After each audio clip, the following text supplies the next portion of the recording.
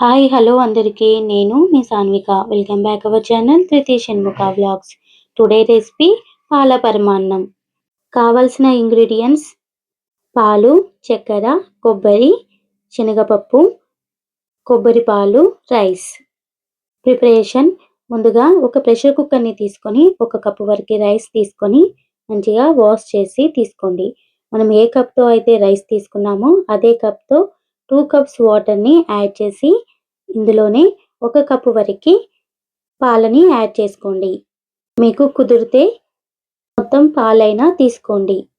మీకు కుదిరితే ఆవు పాలు తీసుకుంటే చాలా టేస్టీగా ఉంటుంది. ఇందులోనే 10 నిమిషాల పాటు నానబెట్టిన శనగపప్పును కూడా యాడ్ చేసుకోండి. అలాగే 1 కప్పు వరకు పచ్చి కొబ్బరిని కూడా యాడ్ చేసుకొని ప్రెషర్ కుక్కర్ మూత పెట్టి 4 విజిల్స్ వచ్చే వరకు ఉడికించుకోండి. 4 విజిల్స్ తర్వాత ప్రెషర్ కుక్కర్ మూత తీసి ఒకసారి బాగా కలుపుకోండి. ఇలా కలిపినప్పుడు కాస్త వాటర్ ఉంటుంది, నో ప్రాబ్లం.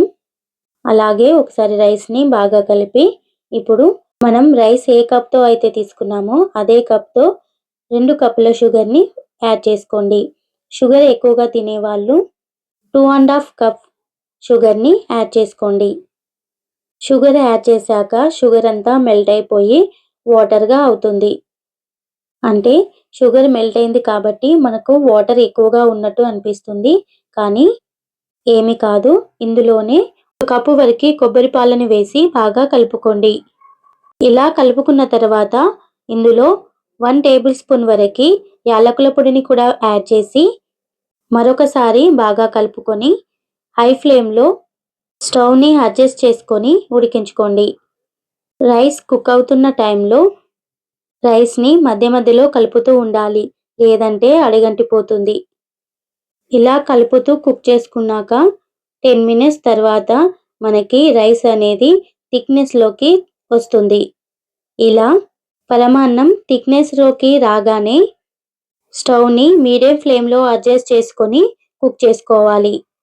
ఇలా చిక్కబడుతున్న టైంలో రైస్ని 2 సెకండ్స్కి ఒకసారి కలుపుతూ ఉండాలి, లేదంటే తొందరగా అడుగంటిపోతుంది.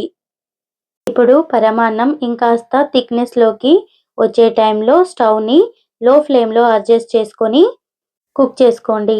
పరమాన్నం ఇంకాస్త మెత్తగా ఉడికేలోపు 2 టేబుల్ స్పూన్ల నెయ్యిని తీసుకొని వేడెక్కాక ఇందులో 2 టేబుల్ స్పూన్ల కాజు, అలాగే 2 టేబుల్ స్పూన్ల కిస్మిస్ని కూడా యాడ్ చేసుకోండి. డ్రై ఫ్రూట్స్ని మీకు నచ్చినన్ని వేసుకోండి, కొలత అనేది ఏమీ లేదు. ఇవి కాస్త ఫ్రై చేసుకోండి. కలర్ చేంజ్ అయ్యే వరకు ఉంచి తీసి పక్కన పెట్టుకోండి. ఇప్పుడు పరమాన్నం మెత్తగా ఉడికిపోయింది. ఇందులోకి మనం ఫ్రై చేసి పెట్టుకున్న డ్రై ఫ్రూట్స్ని నెయ్యితో సహా ఇందులో యాడ్ చేసి పరమాన్నంలో నెయ్యి మొత్తం బాగా కలిసే విధంగా ఒకసారి కలిపేసుకుంటే సరి. ఎంతో టేస్టీ అయిన పాల పరమాన్నం రెడీ. మీరు ఒకసారి ట్రై చేయండి. మీకు ఎలా కుదిరిందో కామెంట్ బాక్స్లో కామెంట్ చేయండి. ఈ వీడియో మీకు నచ్చినట్లయితే లైక్ చేయండి, షేర్ చేయండి. ఇలాంటి మరిన్ని వీడియోల కోసం మన ఛానల్ని ఫాలో అవ్వండి. Thank you for watching.